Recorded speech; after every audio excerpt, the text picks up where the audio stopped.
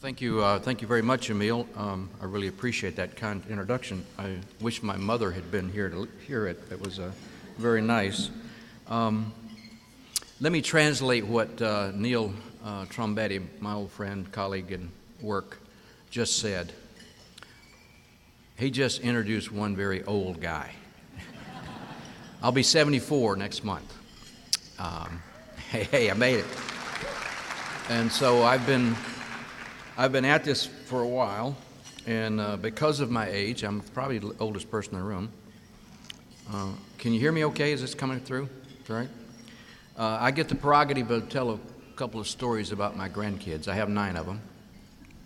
So that's where we're going to start. I'm going to try to make you smile, and then I'm going to challenge you a bit to take you beyond what you've already heard here, I'm sure, many speakers, about how bad the threat is. I'm going to show you why I think it's even worse. And then I'm going to be controversial. I'm going to challenge existing policy legislation about where to go. I'm going to try to do all that in about 30 minutes, and then I'd like to open up the floor to questions, and if you're interested, we'll go for another 30 minutes. So that's kind of the game plan. First, my grandkids. I have 2 granddaughters, beautiful. They like to go visit with grandma, go off, whatever, and then come back and visit with me, particularly on Sunday afternoon. So what I do is sneak in the den, catch a little nap. So I'm in there on the sofa taking my nap Sunday afternoon. I hear the car stop. I hear them hit the front door, boom. They ran around, turned the hall. They're coming down the hall to where I'm in the den. And so I hear them coming, so I start to get up off the sofa, stretch a little bit, going to be 74. And they came busting into the room, and the oldest one said, Grandpa, make a sound like a frog. And I said, what? She said, make a sound like a frog. And I said, why? And the little one said, we're talking to Grandma. She said, when you croak, we're going to Disneyland.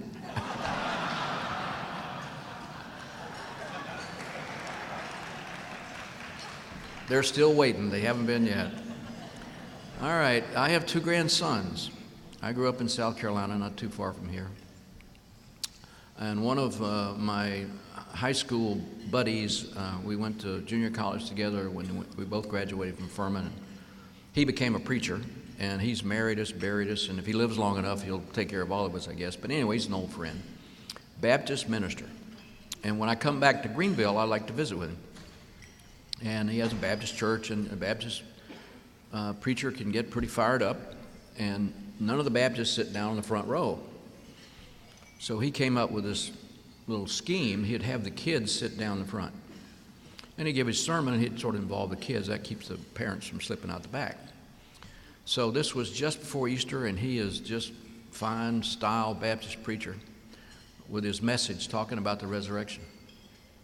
So he's talking about the resurrection and giving the background and so on. He said, let's turn to the children. He said, children, who among you can tell us what is the resurrection? And my 5-year-olds, I said, oh my goodness. So he stood up, they handed him a microphone, and a shrill voice, he turned to the audience and said, Preacher Neil, I don't know what the resurrection is, but I know if you get one, it lasts more than 4 hours, you better call a doctor.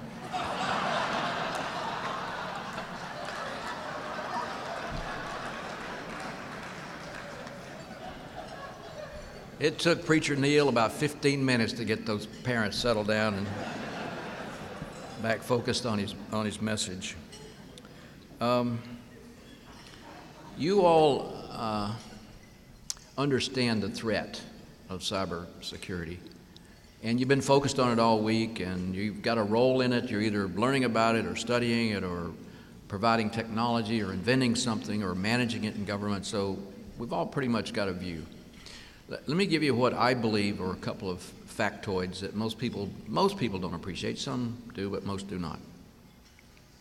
First of all is I got focused on this a long time ago. And one of the reasons I got focused on it was I had an understanding of the capability of the United States government, what we could do if we transitioned from the world of World War II and the Cold War, where we targeted, for the most part, wireless communications, high frequency or microwave or whatever. That was mostly how we did our signals intelligence business. To the explosion of the internet, 92, 93, and all of a sudden it was a global network. When most people are asked about networks, how many? They'll say, oh, thousands, tens of thousands, hundreds of thousands. If you're the nation's code breaker, the answer is one. It's all connected by the public switch network.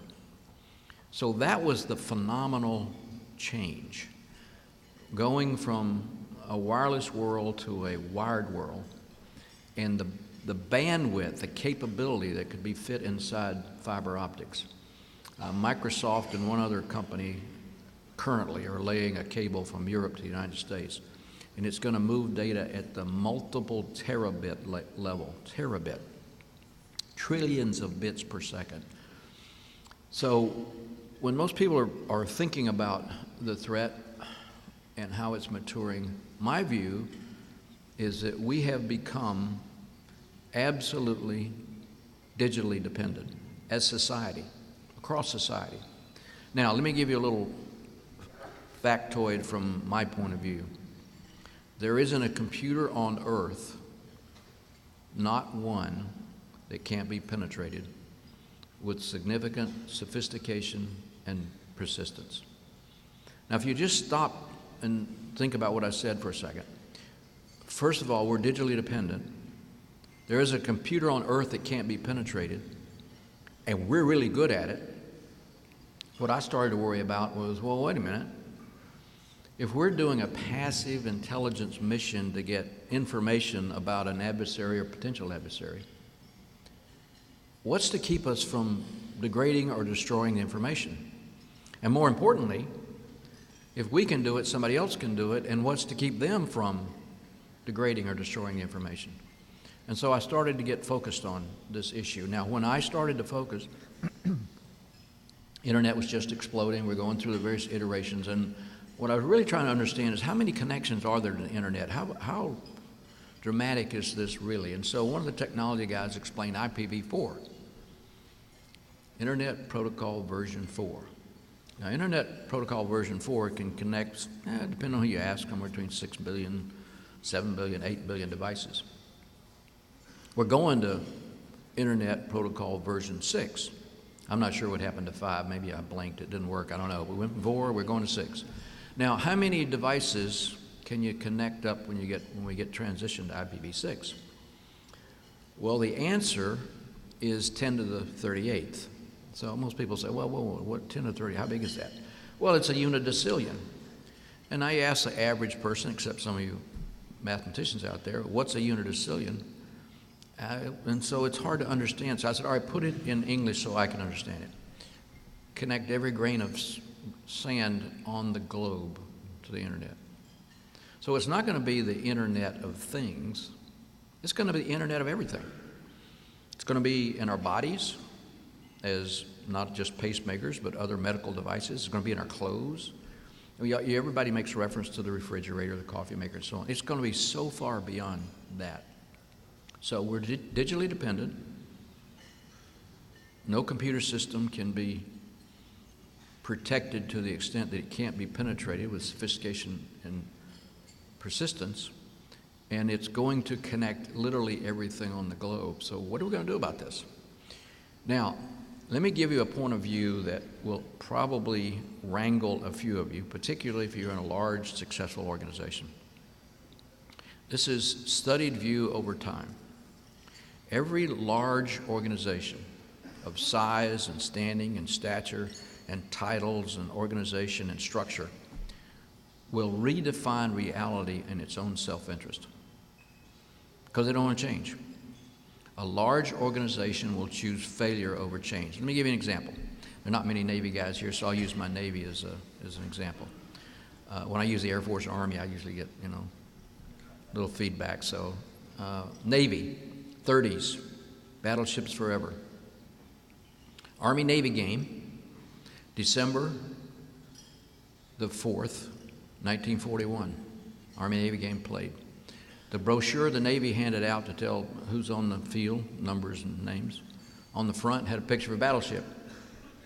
Never in the history of warfare has any nation been successful in sinking a battleship. 3 days later, we had battleships sitting on the bottom in Pearl Harbor. Now, I want to use Pearl Harbor in that example to reinforce my point. Large organizations will choose failure over change. Arguments were being made in the late 30s and 40s that we should build carriers. And the battleship admirals control the Navy, and they said no, battleships forever. In the Pacific, there was a debate between the Army and the Navy about who should be attacking Japanese codes. It got so bad that the Army was directed to do even days and the Navy was directed to do odd days, and then they could share the results. So you can imagine how successful that was. So I lived there, I worked there, I read the books, I talked to the people who were there at Pearl Harbor, and I am absolutely convinced that Roosevelt did not know that the Japanese were going to attack Pearl Harbor. Now here's the phenomena that I find so interesting. Pearl Harbor attack happened. It galvanized us as a nation. In less than 4 months, we are breaking Japanese code.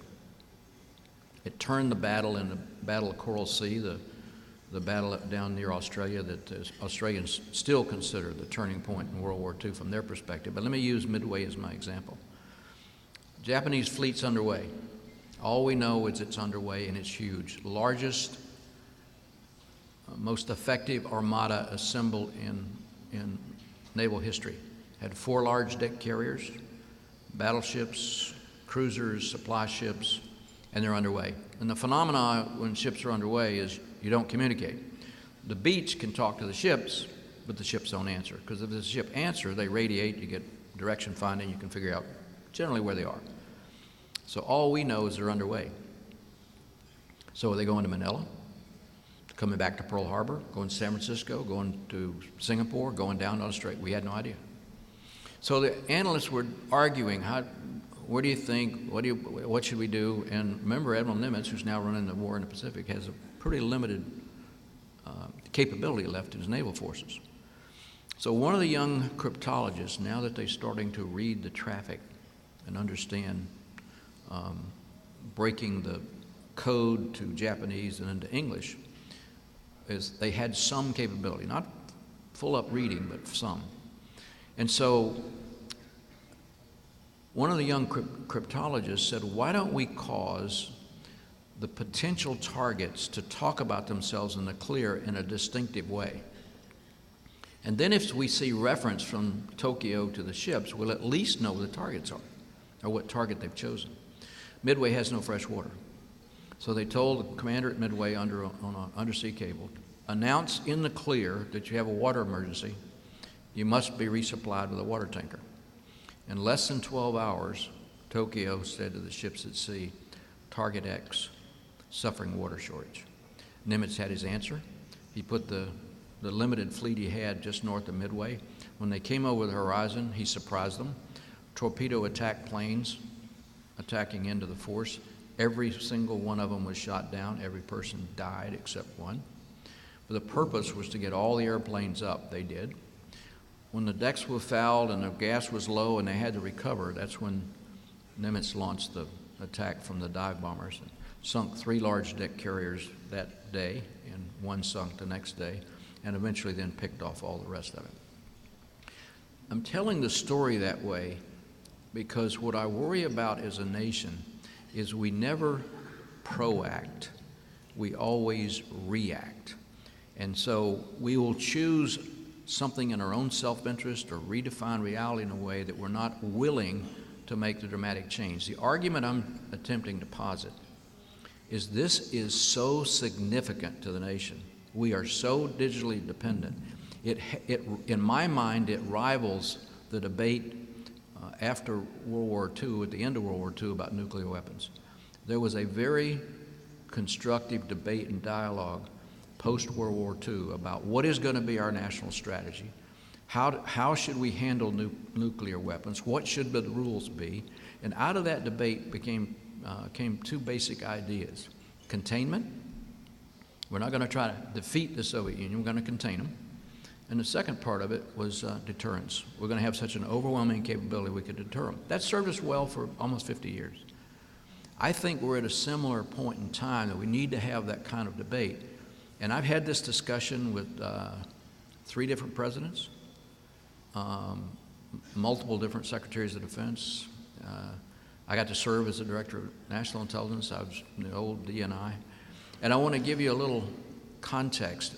We'd get a bite, we'd get interest, we'd get focus, but it was fleeting because it's not the wolf at the door. Now there's debate. Are we going to have a cyber Pearl Harbor to galvanize us? Or are we going to have a cyber Desert One? And people argue both sides of that. But I want to use the U.S. intelligence community as our example of how we will resist change, adopt change, and then resist it again. We've never had a standing intelligence community in this nation ever, except the one we established in World War II, and then we maintained for one reason, the Cold War. When the framers framed, they did not want a group of spies or secret police focused on keeping the incumbents incumbent. So they wrote the rules so they would not have such a force. We've had it many times. If you need to generate the spying capability for some emergency, George Washington is known as the nation's first spy master. He recruited his own agents, wrote his own code, and was pretty effective in the Revolutionary War. But as soon as it was successful, tear it down. And that was true. We were flat-footed for World War I, World War II. After World War II, the Soviets, you may recall, world domination, banging on the podium at the United Nations, we will dominate the world. So the wisdom was, let's keep this intelligence community. So the National Security Act 1947 was passed. It created the CIA and the Director of Central Intelligence, in addition to the Air Force and Department of Defense and a few other things, and there we're off and running. We developed rules, classification rules, codified it, some of it in law, a lot of it's in executive order.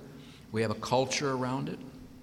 I think it served us well. Remember, we were breaking Japanese code and Nazi Germany code in World War II. Did the American public have a right to know that? Because many journalists would say, whatever the government's doing, the public has a right to know. For the Germans to take away breaking the code, all they had to do was turn the rotors. Churchill at the end of the war said that the fact we were reading their mail shortened the war by 2 years and probably saved 10 to 12 million lives. So the debate became secrecy versus openness. And two sides grew up with very strong voices about protecting information versus exposing information. And you've seen numerous examples of that. But now, my large established community has a position and rules and classification, and we are going to do it that way regardless because we've always done it that way. And so what I would argue is we're in a different era. The threat today is not the Soviet Union so much, might be Russia in some dimension, but the threat today is cyber exploitation. Let me put some meat on the bones just about the exploitation aspect of it. I spoke earlier this morning, I used 6 examples. If you heard it twice, I apologize. But our economy is about $19 trillion per year. Our debt, oh, by the way, is about $19 trillion total. So debt's about the same thing as our economy in a given year. But I want to emphasize 19 trillion and the time period, year. The amount of money that clears through the global banking system every day is $13 trillion, probably closer to 14 now. So if you understand the theory of money and banking and currency and value, if the banking system doesn't work, everything shuts down. The economic damage would be catastrophic. Nation states have the ability to turn off our lights, interrupt telecommunications, interrupt electric power. A lot of that is already embedded in our infrastructure. It's there today. It's there as a contingency. It's preparation of the battlefield. It's unlikely those nation states are going to use those things, because we would know and we would react. So it's sort of a deterrent aspect of it. What happens when those same tools that you can put in an iPhone or a laptop get into the hands of an extremist group that also engages in suicide bombing? I think the deterrence aspect of that may not be as compelling. So if you could turn off the lights or run trains together or cause nuclear reactors to shut down or cause the money supply to be contaminated in a way that it would be trillions of dollars in damage, that's a significant capability. So what I would argue, if you look at the landscape today, we have Title 10, Department of Defense, Title 50, the intelligence community, Title 18, the law enforcement community, Title 6, Department of Homeland Security. Department of Homeland Security, last time I counted, had 78 oversight committees. Now, if you're on the Hill and you're the chairman or the ranking member on a committee or subcommittee, what is your number one prerogative? Maintaining control of what you have responsibility for. So can you just imagine the dialogue to cause DHS, that has a lot of responsibility in the cyber dimension, to improve its capability when you got 78 committees debating who's in charge of what? And then you cross to the Department of Defense, whose mission, Title 10, is defense of the nation. Another way to say that is projection of offense. You got my community, Title 50, which is mostly passive collection unless we get directed in a covert action to take some offensive action. And you got Title 18. Well, cyber is a crime, it's a violation of law, we're in charge. And therefore, we can't approach this in a coordinated way that would cause us to react to it in a more effective way. Now, I would argue this is not a U.S.-only problem. We're at the point now where we need a statesman that can lead this effort to cause the international community to come together to realize and believe that a global internet that is secure and protected and validated with attribution, I would even add geolocation, is in the interest of all nations. Currently, the Chinese target the U.S. About 80% of economic espionage is conducted by the Chinese. The value of that lost intellectual capital, source code, business plan, whatever it is, the value of that has recently been estimated to be $500 billion a year. Now, our economy is 18, 19 trillion a year, and we're losing $500 billion just to economic espionage. So I'm attempting to make this seem like a huge problem that's going to get worse before it gets better. What can you do about it?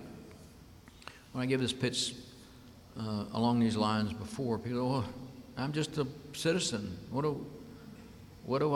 can I do? I would start by saying we get the government we deserve. We put them there. If they don't do what we want them to do, then we need to change them.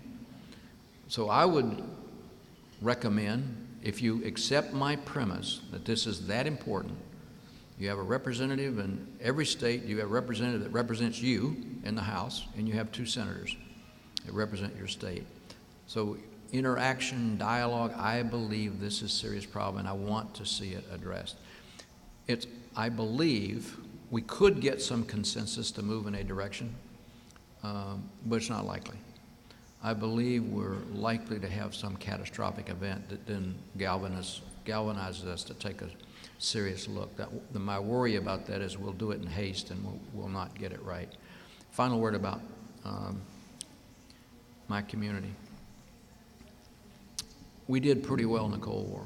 We were created in World War II, and we developed some capabilities early.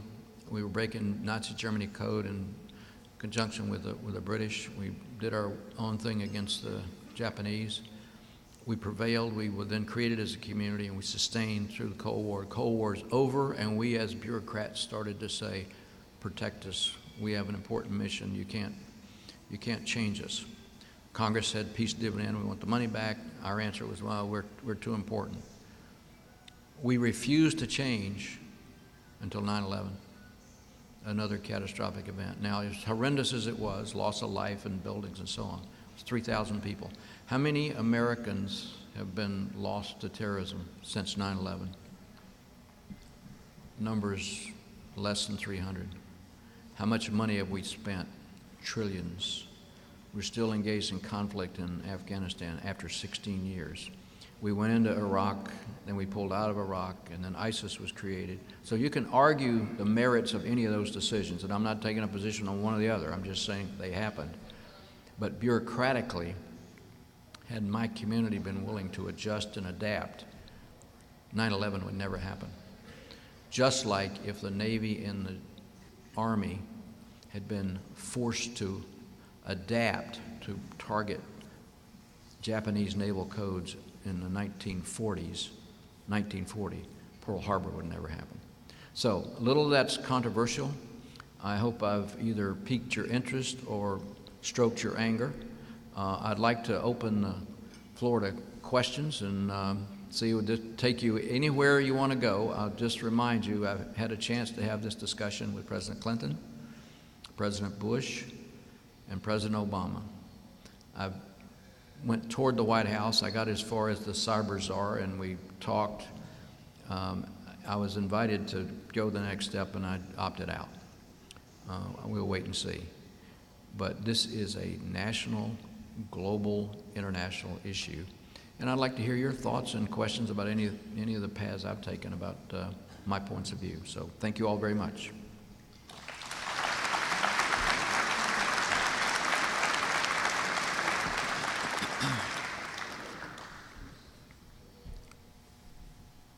Any questions out there?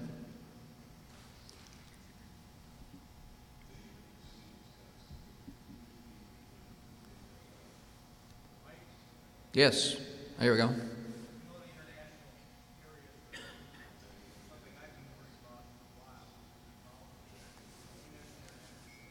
The challenges that we face over time is that foreign disclosure policies in the country and willingness or unwillingness to share intelligence information on this area is a bit of a challenge when you're dealing with other nations. What do you think needs to change in order to get the cyber defense information going to not only our allies but other countries to help meet that international economy? Could everybody hear the question? Let me rephrase it or try to repeat it. I'll get as close as I can. I make an argument it's an international problem. We need to work it and negotiate it at the international level. And the point that was being made is our foreign disclosure rules, the rules for controlled information, export control and so on, that prevent us from having this dialogue, and what should we do about it? I have a very simple answer. I'll probably give you a longer answer here in a few minutes, but the simple answer is change the rules. The rules were put in place primarily for a different era, for a different reason. And even the rules that we respect and live by with regard to protecting and sharing information, I would argue protection of sources and methods. I was responsible for that job for several times in my career, most recently as serving as the Director of National Intelligence. So I understand protection of sources and methods. It's very important. But sharing the information that comes out of intelligence is something we have to have a very different attitude about. So, for example, if you have a dialogue with a foreign nation, if it's their military or their intel service, and it has anything to do with communications or cybersecurity or signals intelligence or whatever, got to have export controls. What does it take to get export control? Probably a year of tangled bureaucratic maneuvering. So I would argue if we are attempting to make the globe better security in terms of the integrity and trustworthiness of the internet, why should that be subject to export controls? It is because of the Soviet regime way back when. We didn't want any of that kind of material to go into the Soviet Union or Russia or any of the satellite states of the Soviet Union. So those rules were established for a good purpose, but they're on the books, and now it's a new era. How do you change the rules? So my view is we need to look at all of those rules, why they were established. We need to challenge them. Some of them will keep, most of them will change. And so if you violate them now, the process would go after you with great vigor to hold you accountable to the rules. So what I'm arguing is we need to have a dialogue about changing the rules. Other questions? Yes, ma'am. General, ma'am.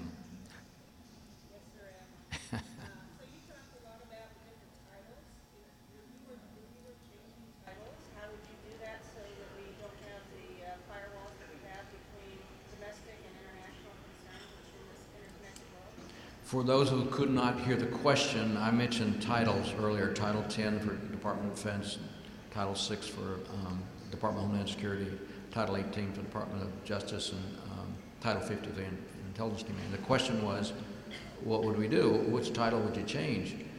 Let me be very radical. I don't think there is a Title 60, so I would create a Title 60.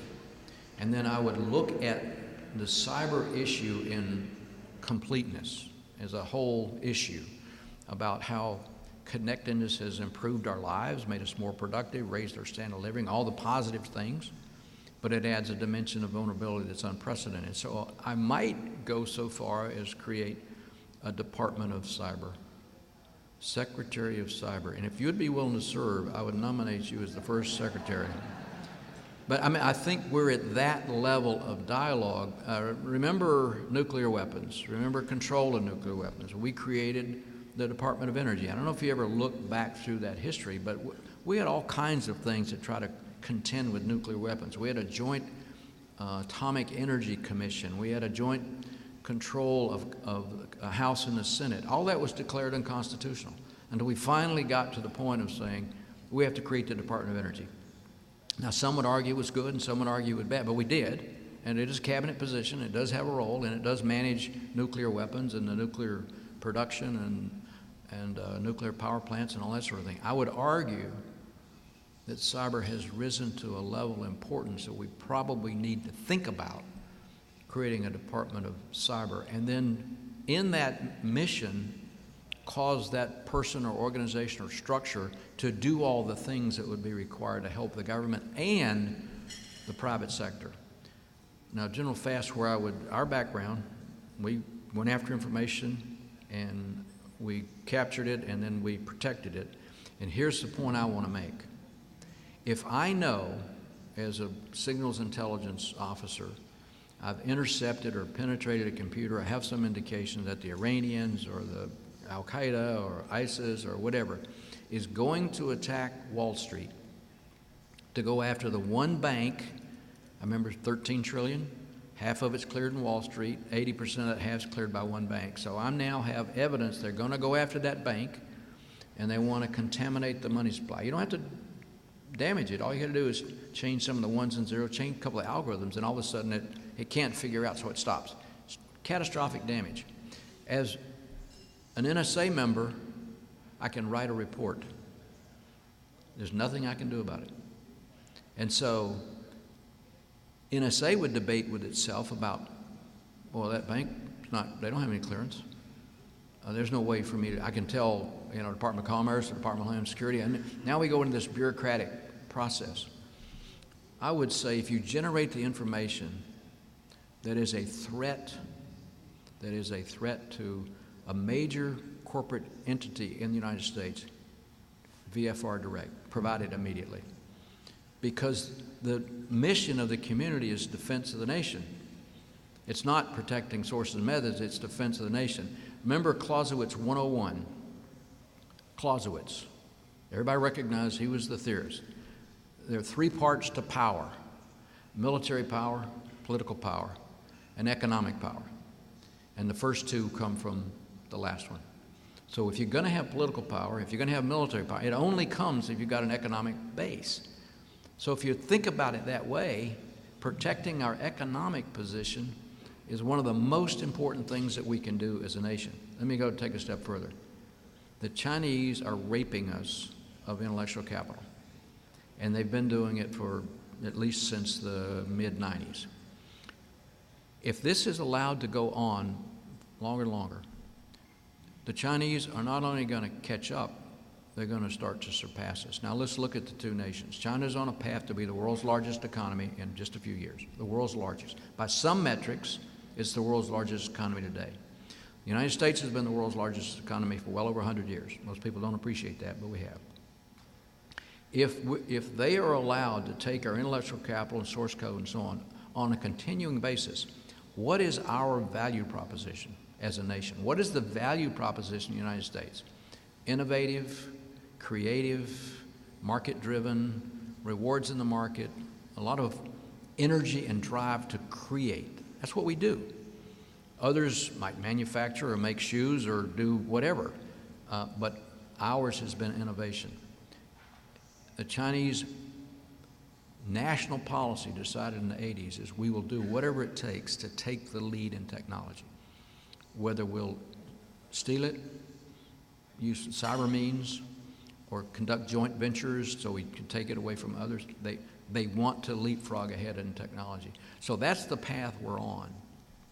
And we need to address it in the sense of how do we protect the information? How do we get the Chinese to the table to recognize a viable, protected, safe internet is in their interest, long-term interest, as much as it is in ours.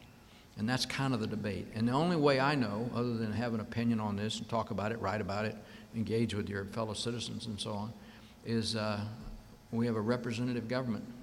And our representatives do not understand this, for the most part. Some do, but most do not. It's a cultural issue. My first time on the Hill, Director of National Intelligence, got the President's position to go up and work cybersecurity. We needed money. I'm still making my case.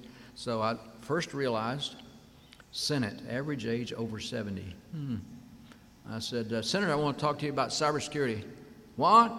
I said, cybersecurity. What's that? I said, well, it's computer security. Computers? Son, I don't know anything about computers. You want to talk about computers, you have to talk to my grandchildren. I mean, that's where we started that dialogue. And so it is a cultural issue. Most people my age were not digital natives. I would argue well over half this room is probably not a digital native. Closer than most, but those youngsters I met out there doing the hacking, they're all high school, they are digital natives. And I would say people in their maybe below 30 are digital natives. It has changed the world, and we don't yet appreciate it at the strategic, international, national, policy, strategic, legal framework with enough conviction that we need to change it and address it. So I'm an advocate for a thorough review to challenge the existing rules, change the rules, and think about this in a very dramatic and different way, exactly the way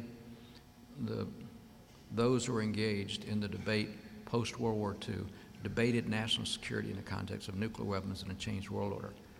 And I think they did a great job. Bretton Woods, International Monetary Fund, the World Bank, containment, deterrence, all of that framed us for 50 years. It's time for that debate again. I'm probably am I doing okay on time, sir? You want me to get down or? Okay, if there's some more interest, this is painful, slow torture, I know, because I'm raving and ranting. But if you want to ask more and I can respond, I'm happy to do it. If you want to call it a day, that's good too. I'm encouraged. I used to give this speech and there'd be 3 people at the table. At least now we got a full room. So we're getting better. I did get, I'll come to you in one second, I did get President Bush's attention. I said if the 19 terrorists that had attacked the World Trade Center had been cyber smart, it would have been greater economic damage on the United States and the globe. And he had one question. He looked at Secretary of Treasury and he says, that's true? And Secretary Paulson said, yes. And the president got up. He was really mad. What I learned about politicians, if you get them a problem with no solution, they don't like it at all. And so he walked around his chair, looked back at me and said, McConnell. He used to call me Mikey, but never again. It was McConnell. You brought that problem in here. You got 30 days. And so the long and short of that is we went down the path to do a couple of things. And the result was we asked for money. We got over $17 billion. And the bad news is we were able to have the same dialogue with candidate Obama, who became President Obama, and he got it, except the staff, they wanted nothing to do with it. We basically wasted that money. I had a question here. Yes, sir.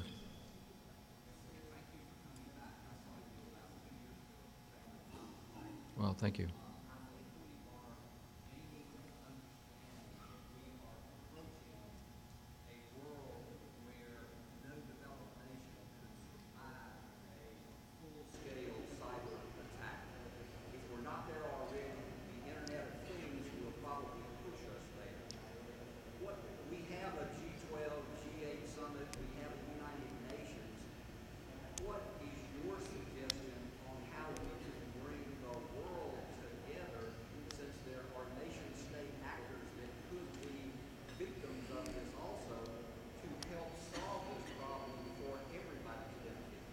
For those of you who might not have heard all the question, and I'll rephrase, I won't get it as eloquent as the question, but is how to bring the international community together.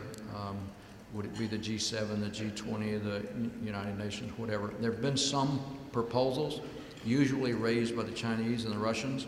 It's usually to the United Nations, and mostly it's for a forum to segregate information and they can control what's in their country so they can spy on their own citizens. That's generally been the approach. We have taken the opposite approach, saying that the first principle of the internet is for the benefit of citizens and productivity in business and the free exchange of ideas. That's an anathema to the Chinese or even to Putin's Russia today. So there we start from those points of view. We pushed Russia out of the G8, now it's the G7. So I would suggest maybe the G20 is the place to start.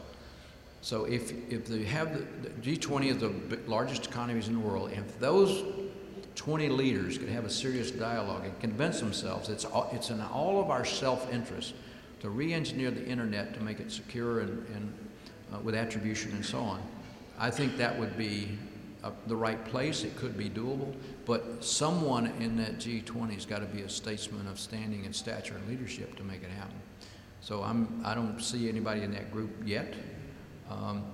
We've had political figures rise in the past to be that kind of dynamic leader. I'm hoping it happens. I'm optimistic that it could happen, although realistically I think it won't happen unless one of two things happen. The citizens of the country are so well informed they demand it, or we have a catastrophic event that forces it, and I'm afraid of that. Let me also comment on one thing I did not mention earlier. Fisa, I hate acronyms, but you probably have heard about it. FISA is Foreign Intelligence Surveillance Act, FISA. My job at the White House when I was at DNI is get it fixed because it's out of date. It's the hardest thing I've ever done. As director of the National Security Agency, I lived and died by FISA. Just so you know, the vast majority of what we know about bad guys doing bad things comes out of FISA. Much more so than other sources of intelligence. Signals intelligence is just, by volume, is probably 70% or more of it. In Watergate, which drove the President of the United States from office, the White House had used my community to do inappropriate things.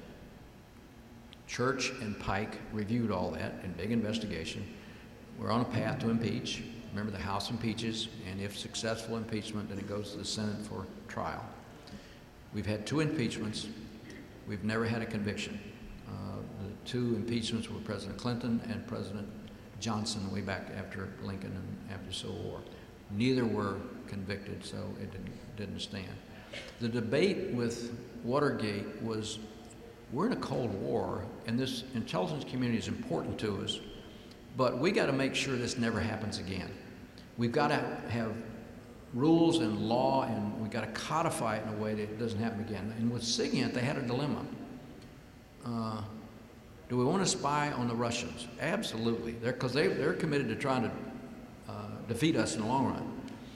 Well, are we going to exclude spying on U.S. persons? Absolutely. It is against its Fourth Amendment. It's been a part of our process, although never tested.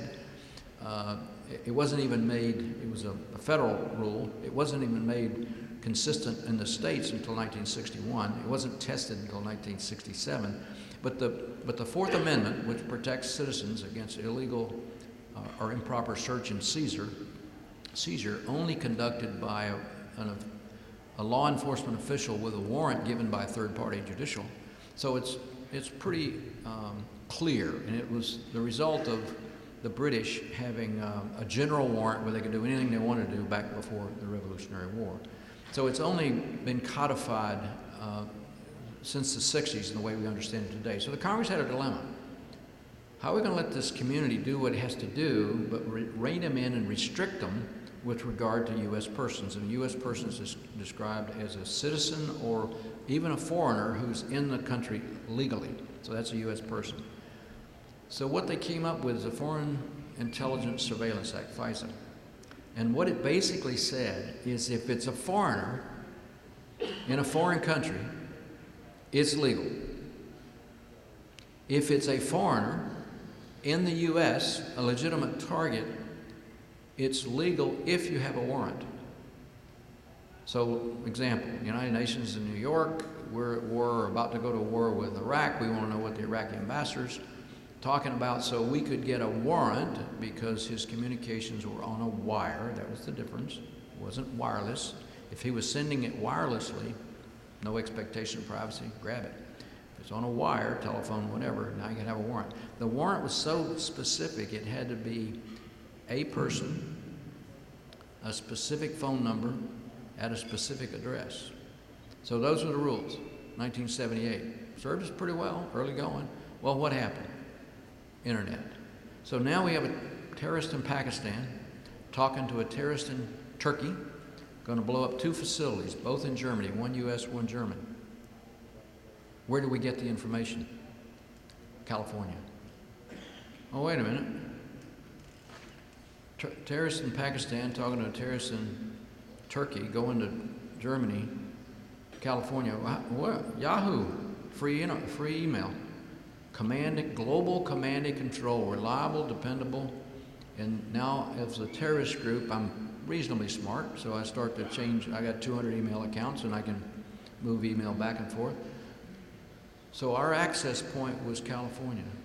Okay, all right, we get a warrant. Oh, wait a minute, they went to, remember how specific a warrant is? Big, thick stack.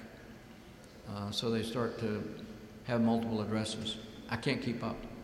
So the argument that we waged was, do not require us to get a warrant for a foreign target talking to another foreign target in a foreign country, regardless of where we intercept it. So that was the whole idea. Took 2 years, we finally got it through. And so now, as long as it's a foreign target in a foreign country talking to another target in a foreign country, it's legal. PRISM, remember PRISM? Compromised by Snowden? Here's what the press said. Metadata collection, what number call what number, put in the database. Spying on Americans. PRISM, NSA has direct access to all the internet service providers for access to email. Not true. PRISM was an automated way to pull out that terrorist information of a legitimate target. So now we are coming up on reauthorization of Fisa. Remember, the majority of what we know about bad actors comes out of Fisa. There's a clause in there, 702. It sets up the rules for foreign surveillance, and it specifically excludes U.S. persons. And this is going to be debated in the Congress, and it has to be passed by the end of this year or it will expire. Now, the privacy advocates, those who, and I'm a privacy advocate too, but those who take it to extreme have the political advantage right now because of Snowden, because of some of the other compromises, and some of the apparent understanding among citizens is they're willing to take away some capability of the U.S. intelligence community. So that's going to be debated. You should have a voice. You should be following it and make that voice known to your representatives and your senators because it's absolutely critical that we preserve it. Thank you all very much. It's been a pleasure.